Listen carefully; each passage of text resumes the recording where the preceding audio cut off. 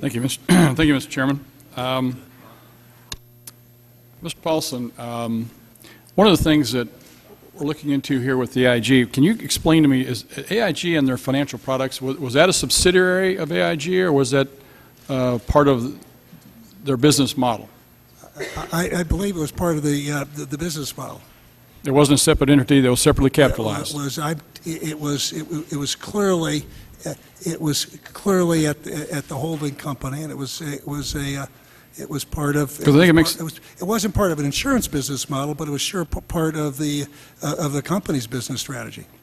Because it makes a big difference. If it's not part of the insurance part of the company and it's a subsidiary that's separately capitalized, you can let that thing go down and it doesn't impact the insurance part of it, which I believe it was. Is that not correct? Well, I would say this to you. This company was so big and intertwined that it was, if there was any way that the people who were working on this could have found a way to just hive off and let one small part of the company go down. Would the gentleman suspend? Mr. Paulson, excuse me.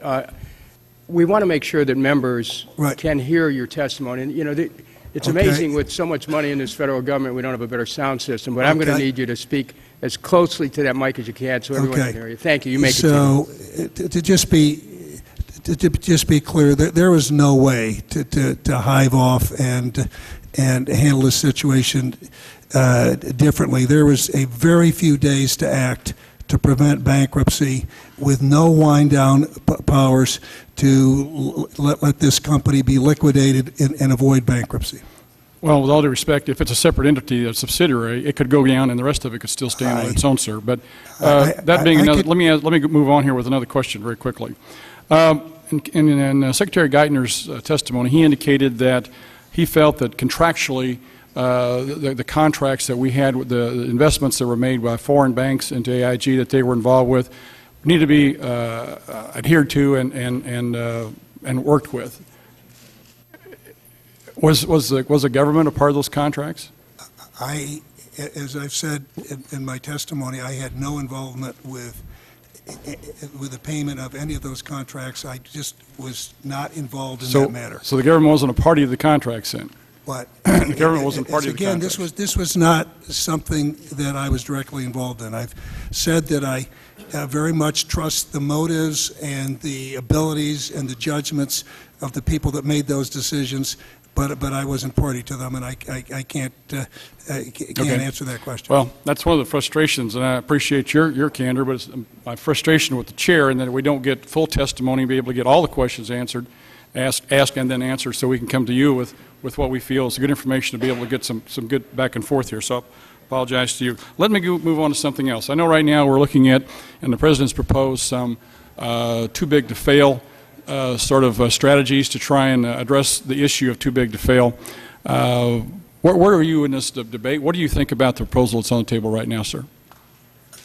When I was Secretary of the Treasury, I put out a regulatory blueprint, and I still believe that is a way to go. I am I think it's essential that we have wind down authorities, resolution authorities, so that any financial organization, no matter how big, can be liquidated outside of the bankruptcy process without taking down the rest of the economy.